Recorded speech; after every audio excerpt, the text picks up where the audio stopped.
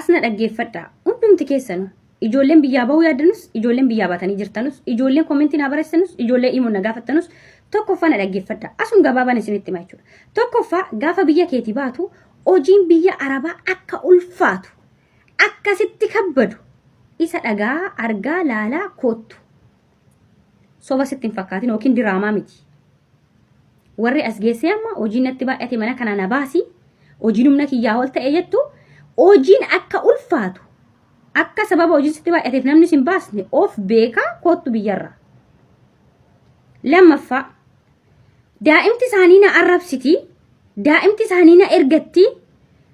mana daa'imti kun na arrabsitu taa'uun barbaadu mana daa'imti na ergattu taa'uun barbaadu warri jettu excuse me Oma gochuun hin danda'amu aydellam ana miti Dr. Abiy Ahmed oma sinii gochuu hin danda'u asirratti maaliif abaarree ijoollee asin dhageesse asin gadi naxxeet hojii keetti fuftaa jechuudha kaayyoo kee baateef sana laalte lammaffaa madaamin yeroo kaan si jaalatti yeroo kaan si jibbiti madaamin koo gaafatti ka'e na arrabsiti gaafa kaan immoo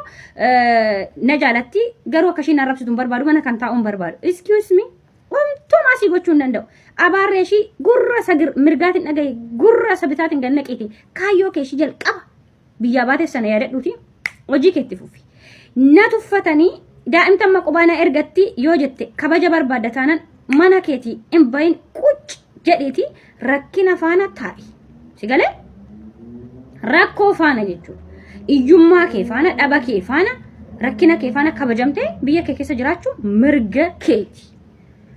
garuu kabaja barbaadda taanan mana keetiin bahin biyya keetiin dhufin nuti haadha ijoolleeti ani amma daa'imas ta'u daa'imummaattis ijoollee argan ani haadha ilmooti ani haadha mucaati jechuudha isinii galame biyya kiyyatti namni na kabaja galanni waaqayyo fatu asittis nutis nama kabajna kabajamnee jiraanna garuu baay'ee ijoolleen isaanii nama kabajuun beekan akkuma argitan jechuudha daa'imti xixiqqoon ana amma fakkeenya taa'an jira yookiin nyaataan jira ka'iiti sana naa kenna yoo jedhe dirqama koo ga'een kennaafi mucaan daa'imti dhufee ana amma nyaataan jira ka'ii sana naaf yoo jedhe dirqama koo ga'een kennaafi kuni mucaa koo mitiifachuu hin danda'u siin kennu jechuu hin danda'u maaliif hojiifan biyyarraa bahe waan ta'eef kaayyoofan biyyarraa bahe waan ta'eef ilmoo koo isa biyya jiru sana immoo guddifachuu fi ilmoo kanaaf ajajamee hojii koo jedhee damooza argachuu hin qaba okay namni tokko akkasumaan kan si baasu maati an kan sin jedhu gaafis yeroo biyyarraa baatanii moo biroo abbaa keessanii keessaa hojjettuu sa'aatii feetan qolloftanii baatanii sa'aatii feetan saaqxuu isinitti fakkaate qoy gaafa biyyarraa baatan akka ajajamuu dhuftan hin beektanu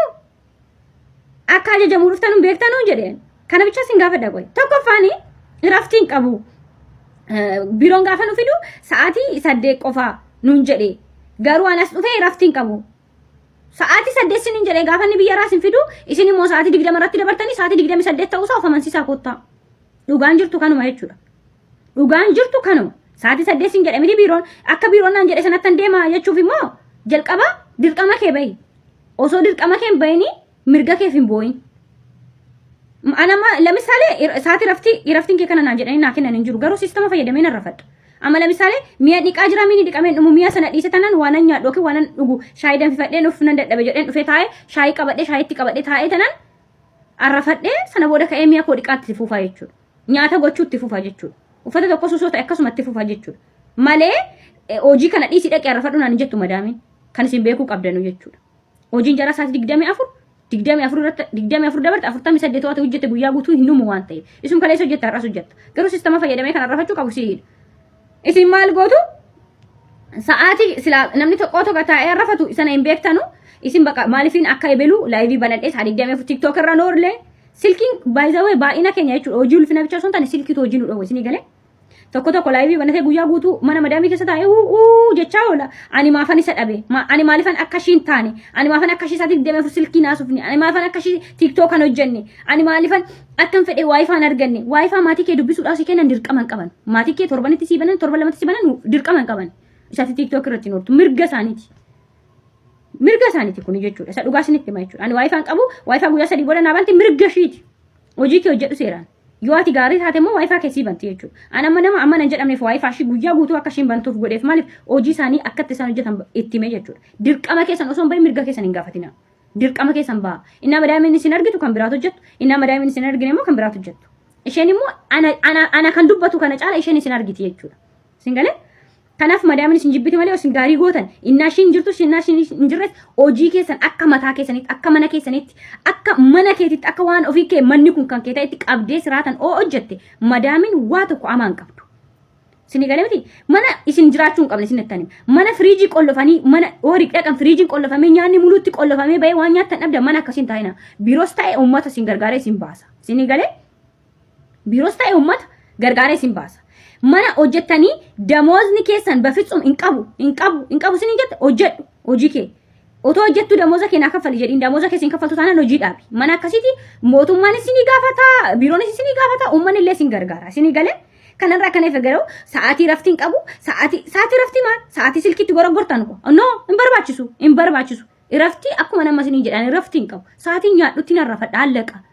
halkan galee laafa miti silkii acha irrafa raftii na barbaachisa taanaan hojjetaan oolaa dadhabaan oolaa silkii acha eetanan tiiktookiin nattaaf oduun namanni miidiyaa irra nattaaf an oduu fi miti kan bahe jechuudha. Ani kana oduu na barsiisee isin jechuudha asirratti. Rakkoo ijoollee meeqaatu dhufee na baasii mana sanaa asii na baasii achi na baasii isintu na barsiise malee ani kan hin baheef kaayyoo tokkitti of jijjiirudha bas. Waa'ee dhimma abbaa gillii miti. Isini tokko seeneeti kan dhufe hojii madaamii kanaa sawasirra bahee kan waa'ee dhirsaaf niiti waan na galchan. Ani nan galchu waa'een isaa jechuudha. Ani kan koo beekee jiraachuudha. Namni kan jiraatu akka mana isaatti malee akka ollaasaa miti. Akka beeluu sirbaan morma nama dabsa. Abbaan fe'ee miidiyaa irra bahee guyyaa guutuu nama arrabsaa oole yookiin sirbaa yoo qullaasaa oole ana nan galchu.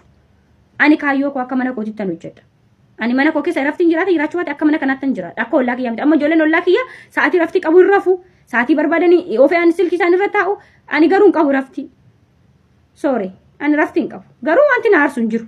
Maaliif akka mana kiyyaatti hin jiraadha kaane akka mana ollaa miti. Akka namaatti osoo hin taane akka mana kiyyaatti. Argitanii mee? Akka mana keessanitti jiraadha.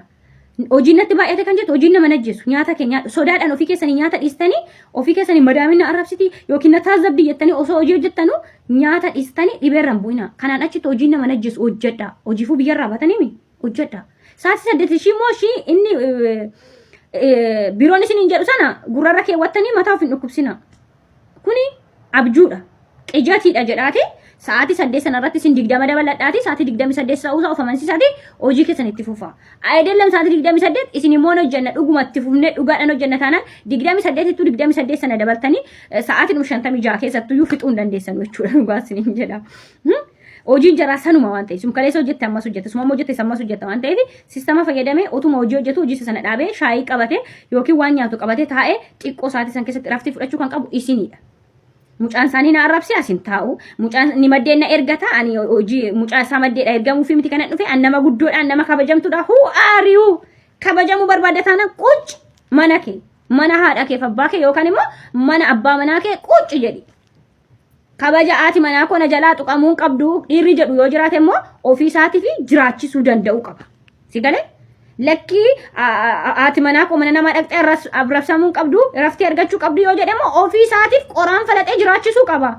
kana of amansiisuu qabdu jechuudha. Kanarraa kan hafe garuu ani Itoophiyaatti kabajamtuudha ani namni Itoophiyaatti bakka guddaa kenna asitti daa'imti na arrabsiti daa'ima kanaaf arrabsamee jiraadhu mana akkanaa keessa mana keessan bichaa miti mana nama hundumaati ana akkana na arrabsu ijoolleen dhugaa ijoolleen ijoollee isaanii na arrabsan. Ani garuu gura isa kanaan dhageen gura isa kanaan gadi naqa maaliif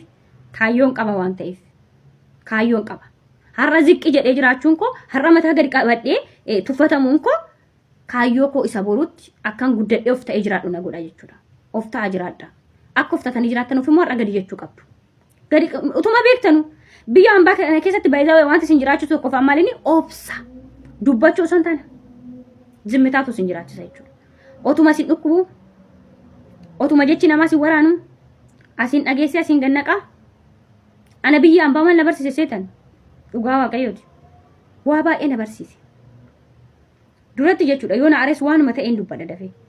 amma rakkoo namaa naasaa malee rakkoo mataa kootii namaaf ittiin himadhu maal na barsiise biyya hambaa zimmitaa na barsiise jechuudha obsa na barsiise obsa baradhaa hojii nama najjeesu inni mana ijaazaa keessatti meeqa hojii natti ulfaata jedhee bahee lubbuusaa dhabaa jira dhiira iqaamaa hin qabne dhiira badii alarra jiru faana badeetu du'ee lubbuusaa dhabaa jira sinni galamete wal ajjeesu walitti qanna'u dhiirarratti wal nyaachuu dhiirarratti wal ajjeesu